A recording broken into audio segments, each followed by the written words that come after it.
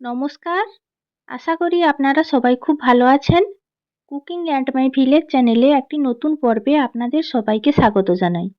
কিছুদিন ব্যস্ত থাকার কারণে আপনাদের সামনে রান্নার ভিডিও আনতে পারিনি। আজকে আবারও নতুন রান্নার ভিডিও নিয়ে আপনাদের সামনে চলে এসেছি। আপনারা অবশ্যই রান্নার ভিডিওটি শেষ পর্যন্ত দেখতে থাকুন। আশা করি রান্নার ভিডিওটি আপনাদের ভালো লাগবে। আর ভালো লাগলে সাবস্ক্রাইব করে পাশে থাকতে ভুলবেন না। চলে এসেছি রান্নাঘরে রান্নার সব জোগাড় করে নিয়ে। দেখতেই পাচ্ছেন দেশি ট্যাংরা মাছ আজকে রান্না করব। আর রান্নার জন্য মাছগুলোকে কেটে কুটে ধুয়ে পরিষ্কার করে নিয়েছি। আর এই দেশি ট্যাংরা মাছগুলো আমাদের পুকুরে ছিল, জাল ফেলে ধরা হয়েছে। আর বেশিরভাগ মাছে ডিম হয়ে গেছে, দেখতেই পাচ্ছেন। আর এই দেশি ট্যাংরা মাছগুলো খেতে কিন্তু খুব ভালো লাগে। মাছগুলোতে এবার লবণ হলুদ মাখিয়ে নেব। মাছের মধ্যে দিয়ে দিচ্ছি পরিমাণ মতো লবণ। মাছগুলোতে লবণ হলুদ মাখানোর জন্য জায়গাটা একটু ছোট হয়ে গেছিল, তার জন্য জায়গাটা চেঞ্জ করে নিলাম, যাতে ভালোভাবে হাত দিয়ে লবণ হলুদ মাখানো যায়। এবার মাছের মধ্যে দিয়ে দিচ্ছি পরিমাণ মতো হলুদের গুঁড়ো। লবণ হলুদের সঙ্গে সঙ্গে ট্যাংরা মাছের মধ্যে দিয়ে দিলাম অল্প কিছুটা সর্ষের তেল। ট্যাংরা মাছে তো আঁশ থাকে না, আর ট্যাংরা মাছের দেহটা পিচ্ছিল হয়, তাই মাছগুলো ভাজার সময় খুব তেল ছিটকায়। তাই মাছের মধ্যে লবণ হলুদের সঙ্গে একটু সর্ষের তেল মাখিয়ে নিচ্ছি, তাহলে ভাজার সময় খুব বেশি তেল ছিটকাবে না। ভালোভাবে লবণ হলুদ মাখানো হয়ে গেল। এবার মাছ ভাজার জন্য কড়াই বসিয়ে দিয়েছি। কড়াই গরম করে নিয়ে দিয়ে দিলাম পরিমাণ মতো সর্ষের তেল। খুন্তি দিয়ে কড়াইতে তেল ভালোভাবে চাড়িয়ে দিলাম। তেল খুব ভালোভাবে গরম করে নিয়েছি। এবার লবণ হলুদ মাখানো ট্যাংরা মাছগুলো আমি তেলের মধ্যে দিয়ে দিচ্ছি। আর বেশ অনেকগুলোই মাছ রয়েছে, তাই দুই দফায় মাছগুলোকে আমি ভেজে নেব। মাছের একদিক ভালোভাবে ভাজা হয়ে যাওয়ার পর মাছগুলোকে উল্টে দেব। কিছু সময় পর মাছের একদিক মোটামুটি লাল করে ভেজে নিয়েছি। এবার ধীরে ধীরে মাছগুলোকে উল্টে দিচ্ছি।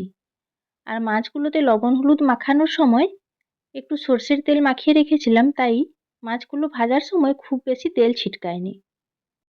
প্রথম দফার মাছগুলো লাল করে ভেজে নিয়েছি, এবার বাটিতে তুলে নিচ্ছি। একই তেলের মধ্যে দ্বিতীয় দফায় বাকি মাছগুলো দিয়ে দিচ্ছি। আর একইভাবে বাকি মাছগুলোকেও উল্টে পাল্টে ভালো করে ভেজে নেব।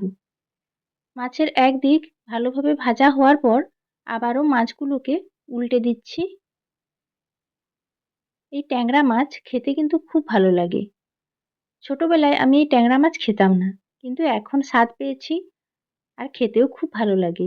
এখন ট্যাংরা মাছ খেতে খুব পছন্দ করি। আর এই দেশি ট্যাংরা খেতে খুব ভালো লাগে। দ্বিতীয় দফার মাছগুলো খুব ভালোভাবে ভাজা হয়ে গেছে। এই মাছগুলোকেও বাটিতে তুলে নিলাম।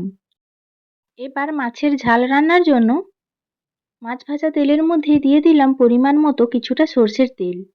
তেল গরম করে নিয়ে তেলের মধ্যে দিয়ে দিলাম 5 ফোড়ন, আর দিয়ে দিচ্ছি কয়েকটা চেরা কাঁচা লঙ্কা। এবার নাড়াচাড়া করে ফোড়ন ভালো করে ভেজে নিচ্ছি। ফোড়ন ভাজা হয়ে যাওয়ার পর দিয়ে দিলাম আদা বাটা, আর একই সঙ্গে দিয়ে দিলাম পেঁয়াজ বাটা। আদা বাটা ও পেঁয়াজ বাটা খুব ভালো করে তেলের মধ্যে কষিয়ে নিচ্ছি নাড়াচাড়া করে। আদা ও পেঁয়াজের কাঁচা গন্ধটা যত সময় পর্যন্ত না যাচ্ছে, তত সময় পর্যন্ত খুব ভালো করে কষাতে থাকবো। আর এদিকে একটা মশলা তৈরি করে নেব। তার জন্য বাটিতে নিয়েছি অল্প কিছুটা জল। জলের মধ্যে দিয়ে দিলাম সর্ষে বাটা, আর দিয়ে দিচ্ছি কিছুটা লাল লঙ্কার গুঁড়ো। যেহেতু ঝাল রান্না করব, লঙ্কার গুঁড়ো দিচ্ছি, আবার কাঁচা লঙ্কাও দিচ্ছি। আর জলের মধ্যে দিয়ে দিলাম হলুদের গুঁড়ো আর লবণ। এবার সব কিছু চামচ দিয়ে খুব ভালো করে মাখিয়ে নিচ্ছি, যাতে দলা পাকিয়ে না যায়, তাই ভালোভাবে সব কিছু মাখিয়ে নিলাম। আর এদিকে পেঁয়াজ ও আদা থেকে কাঁচা গন্ধটা খুব ভালোভাবে চলে গেছে। পেঁয়াজ বাটা ও আদা বাটা খুব ভালোভাবে কষানো হয়ে গেছে। এই পর্যায়ে বাটিতে জলের মধ্যে গুলে রাখা মশলাটা দিয়ে দিলাম। আর সর্ষে বাটা অল্প একটু জলে গুলে ব্যবহার করলাম, কারণ তেলের মধ্যে সর্ষে বাটা দিয়ে বেশি সময় কষালে অনেক সময় তেতো লাগে। তাই এইভাবে অল্প একটু জলের মধ্যে গুলে নিলে আর সর্ষের তেতো ভাবটা থাকে না। আর জলের মধ্যে আমি অল্প একটু লবণও দিয়েছি, তাই একটুকুও তেতো লাগবে না রান্নাটা। দেখতেই পাচ্ছেন মশলা খুব ভালোভাবে কষানো হয়ে গেছে। আর মশলা থেকে ধীরে ধীরে জল শুকিয়ে তেল ছাড়তে শুরু করেছে আর খুব সুন্দর একটা গন্ধ বার হয়েছে। আজকে আমি সাদা সর্ষে বাটা দিয়ে রান্নাটা করছি। আপনারা চাইলে সাদা ও কালো সর্ষে বাটা একসঙ্গে মিশিয়েও রান্নাটা করতে পারেন। আবার সর্ষে বাটার সঙ্গে অল্প একটু পোস্ত বাটা মিশিয়েও রান্নাটা করতে পারেন, সেক্ষেত্রেও খেতে খুব ভালো লাগে। মশলা খুব ভালোভাবে কষানো হয়ে গেছে। এই পর্যায়ে আমি দিয়ে দিচ্ছি পরিমাণ মতো জল। খুব বেশি জল দেব না, কারণ কোনো সবজি বা আলু আজকে ঝোলে ব্যবহার করিনি, তাই অল্প করেই জল দিচ্ছি, শুধু মাছগুলো সেদ্ধ হবে। দেখতেই পাচ্ছেন মাছের ঝোল খুব সুন্দর ফুটতে শুরু করেছে। এই পর্যায়ে ভেজে রাখা ট্যাংরা মাছগুলো আমি ঝোলের মধ্যে দিয়ে দিচ্ছি। আর মাছগুলো দেওয়ার পর খুন্তি দিয়ে নাড়াচাড়া করে দিচ্ছি আর মাছগুলোকে ঝোলের মধ্যে ডুবিয়ে দিচ্ছি। ট্যাংরা মাছ একটু শক্ত ধরনের হয়, তাই ঝোলের মধ্যে খুব ভালো করে ফুটে যাবে। জলের মধ্যে ভালো করে ডুবিয়ে দিলাম। এই পর্যায়ে আমি 10 মিনিটের জন্য ঢাকা লাগিয়ে ঝোল খুব ভালোভাবে ফুটিয়ে নেব। প্রায় 10 মিনিট মতো ঝোল ফুটিয়ে নিয়েছি। এই পর্যায়ে ঢাকনা খুলে নিলাম আর দেখতেই পাচ্ছেন ঝোল অনেকটাই কমে গেছে আর মাছগুলো ঝোলের মধ্যে খুব ভালোভাবে সেদ্ধও হয়ে গেছে। ঢাকনা খুলে একবার নাড়াচাড়া করে সবকিছু ওপর নিচ করে দিলাম আর দেখতেই পাচ্ছেন ট্যাংরা মাছের ঝোল খুব সুন্দর ফুটছে আর রান্নাটাও প্রায় হয়ে এসেছে। ঝোল একদম মাখো মাখো হয়নি, আবার একদম পাতলা ঝোলও নেই, মোটামুটি মাঝারি হয়েছে। এই পর্যায়ে আমি বাটিতে ঢেলে নিচ্ছি। পুকুর থেকে জাল ফেলে ধরে আনা দেশি ট্যাংরা মাছের ঝাল রান্না হয়ে গেছে আর এই ঝাল দুর্দান্ত লাগে খেতে।